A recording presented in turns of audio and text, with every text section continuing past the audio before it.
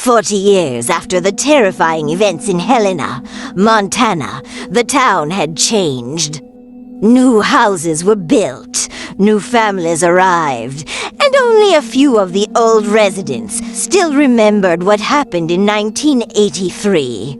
Most people believed the story was only a legend, a tale that parents told to keep children indoors at night.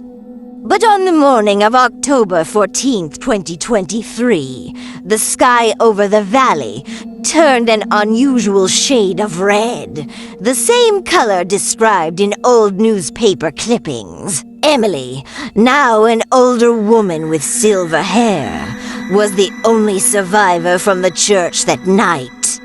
She lived quietly on the edge of town, always refusing to go out during the month of October.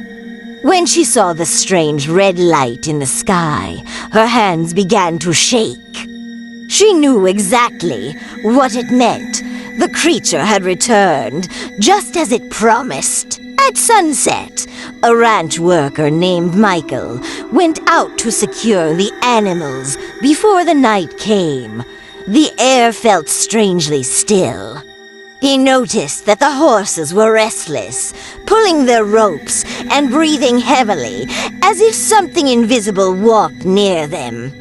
When Michael looked toward the tree line, he saw a tall figure standing between the shadows. The figure stepped forward with movements that were too smooth to be human.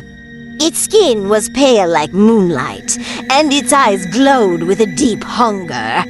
Michael ran toward the barn, but the creature was suddenly in front of him, blocking his path, without making a sound. People in the town heard Michael scream, but by the time they reached the ranch, he was lying on the ground with the same marks that Thomas Gray had in 1983. His blood was gone, his body cold, and his face frozen in terror. Emily begged the townspeople to listen to her.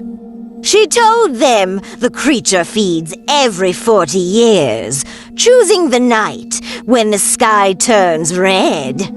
She told them light and fire were their only protection. But many ignored her warnings, thinking she was only trapped in old memories. At midnight, every light in town suddenly went out.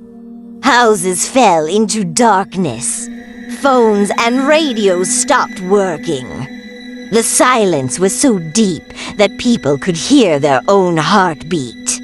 Then the footsteps began, slow and deliberate, moving from one house to another. No one saw the creature enter. It simply appeared wherever fear was strongest. Some families hid together, holding candles that flickered weakly. Others tried to escape into the fields, only to vanish before reaching the road. When dawn finally arrived, Emily was found sitting on her porch, exhausted but alive.